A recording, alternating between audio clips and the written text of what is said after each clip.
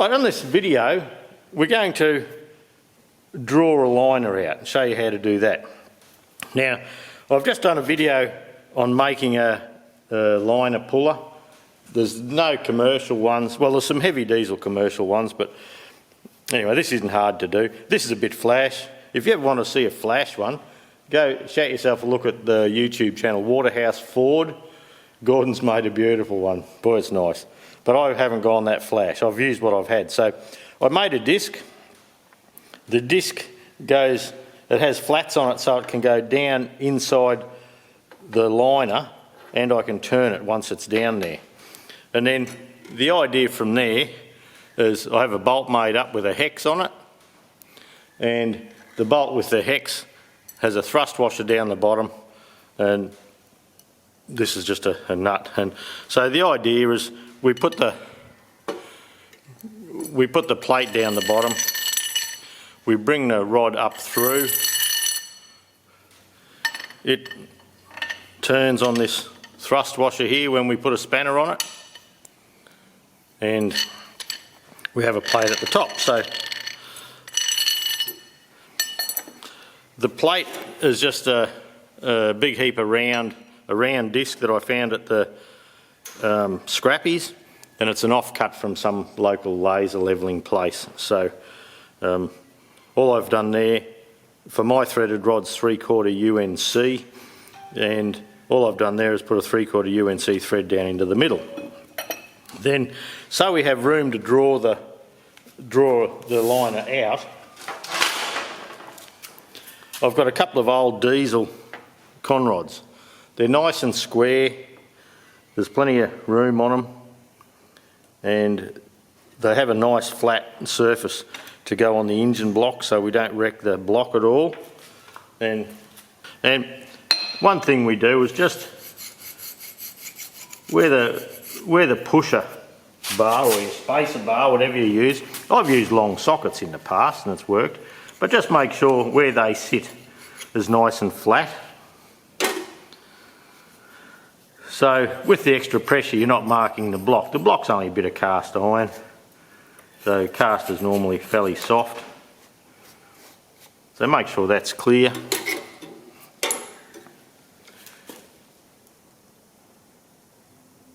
And then I'll just try and show you how I do it. So this disc, I stick him on my finger like that, slide him down the bore, then when it gets down the bottom, as in this case, sometimes you have to turn the crank a little just to get it to sit flat. And so while you're holding it there, I come in from underneath, feel around for the hole, and pull the threaded rod up. Now,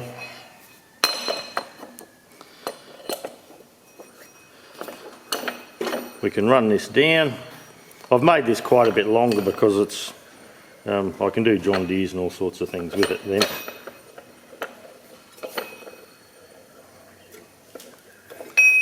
And if we put this spacer, make sure it's not over the corner of the liner. So you're looking to make sure you have plenty of room there. Pull the plate up. You can actually feel when the plate's engaged with the bottom of the liner.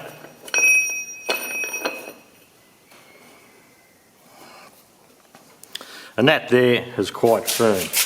Now, at this stage, I just like to move everything around a bit, try and ensure that we're central.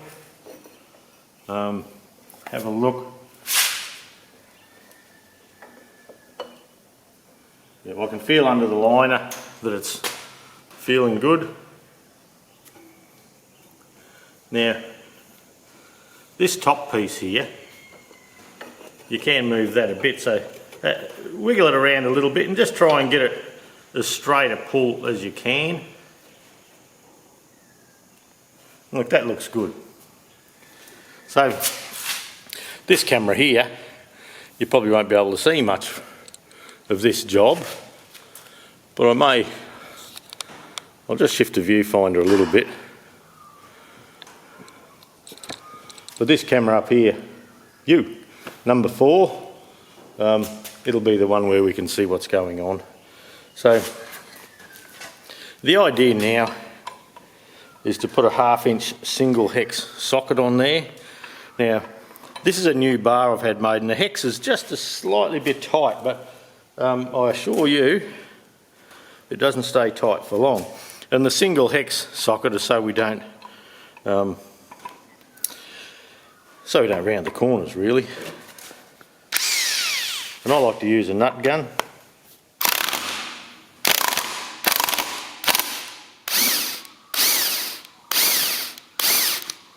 And I usually take it right up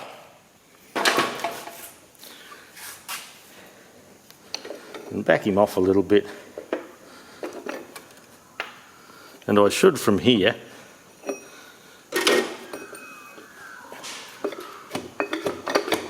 be able to pull the liner by hand, but this problem I'm having there, it's a common problem if you have a liner that's got a heap of junk down in the block. So sometimes I'll get this up out of the way just so you can see a bit better. But you can see as we're coming through there, there's a lot of junk down in this block. And that's the liner, and that's all the rubbish that's down there. Now there is copper washers, or this is probably original. It's a paper gasket on this one. Now the originals had a paper gasket. The new ones that we put in now have either aluminium or copper. I don't mind which I use, it just doesn't matter to me.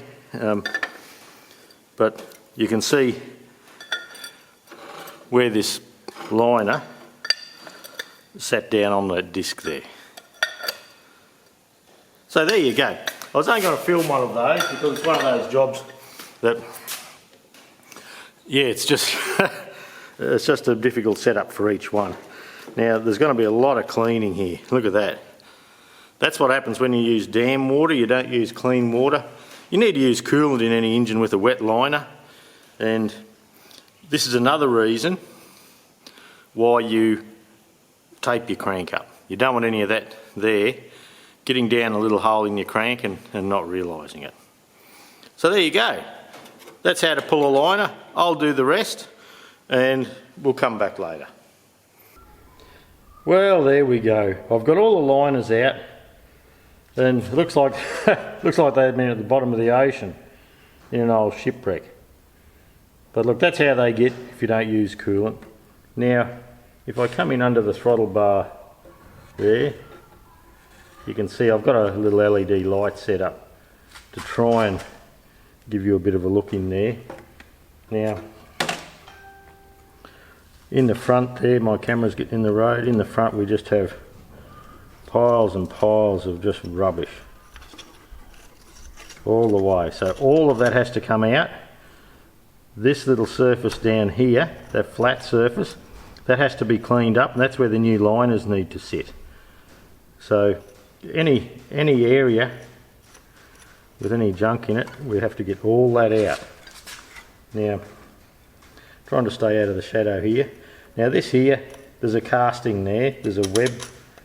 It comes across there, and it's just a strengthener for the block. Down inside here, look at that, just buckets of the stuff. I can't get in really without blocking the light at the moment. Then down this edge here. There you go. But look, I need to tell you something. See that crank journal down there, number 1? And number 4, I got all carried away with the filming and I forgot to tape them up. So we got lucky there, and because the crank throat is across there, the way it is, if I can just, for the point of a demonstration, turn the crank, and there's the hole there. So with the crank sideways getting the liners out, I got a bit lucky, dodged a bullet and didn't get any junk down there. But it's certainly something to keep in mind. You get a bit, see there's the taped up ones.